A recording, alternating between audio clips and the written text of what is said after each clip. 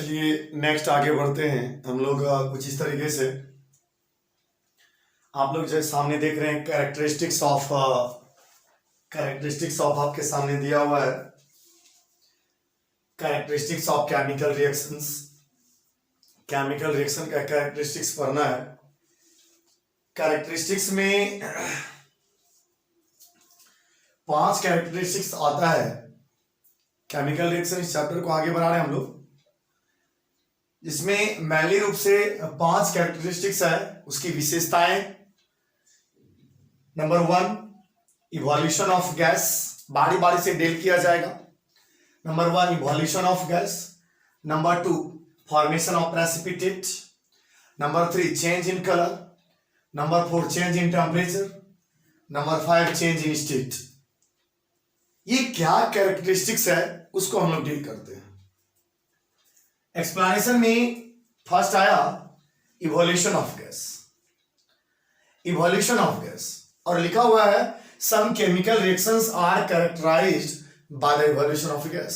That means we can say in some cases gas may involve. Gas में involve का मतलब कुछ chemical reaction ऐसे होते हैं जिसमें गैस का फॉर्मेशन होता है, लास्टली गैस बनता है। तो गैस का फॉर्मेशन कुछ मैं एग्जांपल दूं आपको, एकदम हल्का सा एग्जांपल देखिए। जिंक का रिएक्शन HCl से करा दें, जिंक का रिएक्शन यदि हाइड्रोक्लोरिक एसिड से करा दे तो जिंक क्लोरीन के साथ जाना चाहेगा। तो जैसा कि आप जानते हैं तो जिंक का वैलेंसी 2, क्लोरीन का वैलेंसी 1, तो एक्सचेंज करिए क्या होगा, बोलिए। जब एक्सचेंज करने पर पता चला हुआ क्या, ZnCl2 और बचा H बोले तो हाइड्रोजन, और कोई भी गैस होता है तो उसको 2 के फॉर्म में लिखते हैं, hydrogen H2 oxygen O2 nitrogen N2 chlorine Cl2। तो हाइड्रोजन H2 के फॉर्म में बैलेंस तो करना चाहिए, आगे बैलेंस का मेथड बताया जाएगा। Cl2 और H2, तो आई थिंक HCl में 2 लगा दें, काम फिनिश। इस तरीके से यानी हो गया Zn + 2HCl, ZnCl2 + H2। इस रिएक्शन में प्रोडक्ट में यदि आप गौर से ध्यान दें, H2 एक गैस है और ये गैस है तो एरो ऊपर लगाना चाहिए, ठीक है। गैस जहां होता है उसके साइड में एरो लगाते हैं ऊपर, दैट मींस गैस उससे बाहर निकल रहा है। ये केमिकल रिएक्शन ऐसा है जिसमें गैस का फॉर्मेशन हुआ, गैस इन्वॉल्व है।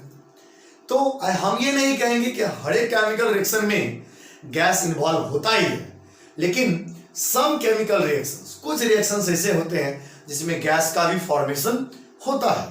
आपके सामने एक एग्जांपल है, और एग्जांपल दे सकते हैं।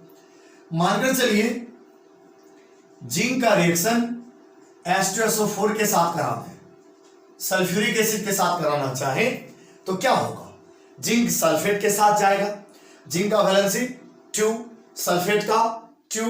अच्छा चलिए आपका इच्छा हो लिख कर बताने का तो लिख सकते हैं। आप जानते हैं कि इसका वैलेंसी 2 है, इसका भी 2 है, तो 2 कैंसिल होगा तो क्या होगा, फाइनली ZnSO4 प्लस, देखिए H2 हाइड्रोजन गैस बाहर आया इस तरीके से।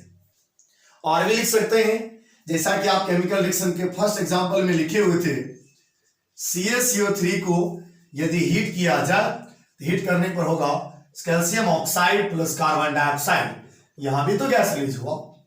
कुछ केमिकल्स रिएक्शंस में गैस भी इन्वॉल्व होते हैं, ये पहला कैरेक्टरिस्टिक्स था। Second characteristics precipitate, precipitate, formation of a precipitate. अब सवाल यह है कि प्रेसिपिटेट क्या है। प्रेसिपिटेट एक सॉलिड प्रोडक्ट है, और ये सॉलिड प्रोडक्ट केमिकल रिएक्शन के दौरान या केमिकल रिएक्शन के बाद वो सॉल्यूशन से खुद ब खुद सेपरेट हो जाता है, नीचे बैठ जाता है, अलग हो जाता है। तो कहने का मतलब ये हुआ कि जैसे मानकर चलिए आपको नॉर्मल लाइफ का एग्जांपल दे, तो मानकर चलिए कीचड़ वाला पानी है, कीचड़ वाला पानी को आप किसी कंटेनर में, बर्तन में लीजिए और उसको छोड़ दीजिए 2 घंटा तक, तो धीरे धीरे कीचड़ नीचे बैठ जाता है, पानी ऊपर। तो नीचे जो आपका नीचे बैठ गया, जो सॉलिड जैसा हो गया, तो वो हुआ एक तरह का प्रेसिपिटेट।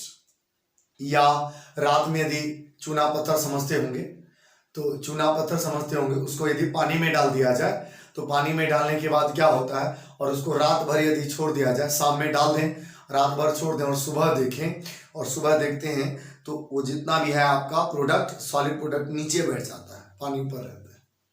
वो एक तरह का प्रेसिपिटेट का टॉपिक, प्रेसिपिटेट का मीनिंग क्या वो मैं आपको समझा रहा था। प्रेसिपिटेट एक सॉलिड प्रोडक्ट है जो केमिकल रिएक्शन जब होगा ऑटोमेटिकली वो केमिकल रिएक्शन के बाद वो प्रोडक्ट सॉल्यूशन से अलग होकर नीचे चला आएगा, कंटेनर में पेंदी पर नीचे में तली पर बैठ जाएगा, कुछ ऐसा। तो कहने का मतलब है कुछ केमिकल रिएक्शन ऐसे होते हैं जिसमें प्रेसिपिटेट का फॉर्मेशन होता है।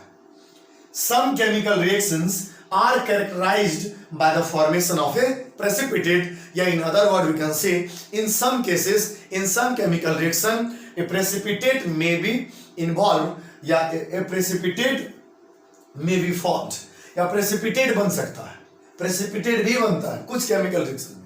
अब प्रेसिपिटेट के बारे में लिखा गया, a precipitate is a solid product. एक प्रेसिपिटेट एक सॉलिड प्रोडक्ट है, ये सॉलिड प्रोडक्ट है व्हिच सेपरेट्स आउट, जो अलग हो जाता है फ्रॉम द सॉल्यूशन, सॉल्यूशन से during the chemical reaction, chemical reaction के दौरान। तो जो यानी precipitate is a solid product which separates out from the solution during a chemical reaction. तो केमिकल रिएक्शन के दौरान प्रेसिपिटेट एक सॉलिड प्रोडक्ट है जो कोई केमिकल रिएक्शन के दौरान और वो सॉल्यूशन से बिल्कुल अलग हो जाता है, नीचे पेंदी में बैठ जाता है। इसका एग्जांपल मैं आपको दूं, मानकर चलिए यहां नीचे दिखाई पड़ रहा होगा, आप देखिए मैं लिख सकता हूं यहां तक। तो कहने का मतलब है एक एग्जांपल मैं आपको यहां पर दूं कि प्रेसिपिटेट में एग्जांपल जैसे NaCl सोडियम क्लोराइड है, इसका एग्जांपल AgNO3 के साथ किया गया। इस सोडियम क्लोराइड का रिएक्शन सिल्वर नाइट्रेट के साथ कराया गया। फॉर्मूला लिखने का तरीका आपने 9 में सीखा है, क्रॉस ओवर करके बैलेंसिंग को क्रॉस ओवर करते हैं, उसी तरीके से फॉर्मूला है। NaCl का reaction that mean sodium chloride का रिएक्शन सिल्वर नाइट्रेट के साथ कराया गया। ये डबल डिस्प्लेसमेंट रिएक्शन का एग्जांपल है। डबल डिस्प्लेसमेट का मतलब हुआ, समझिएगा मैं क्या बता रहा हूं, कि किसी भी कंपाउंड में, खास करके किसी भी कंपाउंड में पहला वाला पॉजिटिव रेडिकल होता है और दूसरा वाला नेगेटिव होता है। फर्स्ट पॉजिटिव दूसरा नेगेटिव। तो बताइए पॉजिटिव नेगेटिव के साथ जाना चाहेगा, ये पॉजिटिव इस नेगेटिव के साथ, समझ रहे? तो बताइए NaNO3 के साथ, तो बताइए Na और NO3 बैलेंस आई थिंक याद होगा। तो Na उसके नेगेटिव, यहां वाला पॉजिटिव उसके नेगेटिव के साथ, Na का बैलेंस ही 1, NO3 का बैलेंस ही 1, तो क्या बन गया NaNO3, क्योंकि 1 को एक्सचेंज करा करके कोई फायदा नहीं है।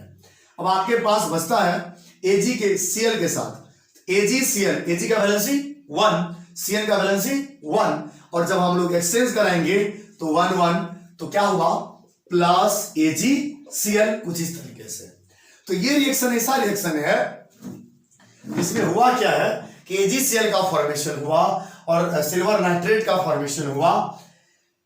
तो इस रिएक्शन को कराने के बाद एक्सपेरिमेंट में पता चलेगा कि AgCl एक ऐसा प्रोडक्ट था जो सॉल्यूशन से खुद ब खुद अलग हो जाएगा। अब हम लोग कैसे समझेंगे कि सॉल्यूशन से वो अलग हो जाएगा? जब आप इसका रिएक्शन इससे कराएंगे लैबोरेटरी में, AgCl कंटेनर में नीचे बैठ जाएगा। AgCl सॉलिड प्रोडक्ट जो प्रेसिपिटेट होता है, जो सेपरेट हो जाता है सॉल्यूशन से, तो वहां पर एरो नीचे दिखाते हैं। जहां गैस बन रहा था ऊपर एरो, जहां प्रेसिपिटेट बना एरो नीचे। इससे यह भी पता चलता है कि वो प्रेसिपिटेट था। दूसरा एग्जांपल मैं देना चाहूंगा। दूसरा एग्जांपल कुछ इस तरीके से,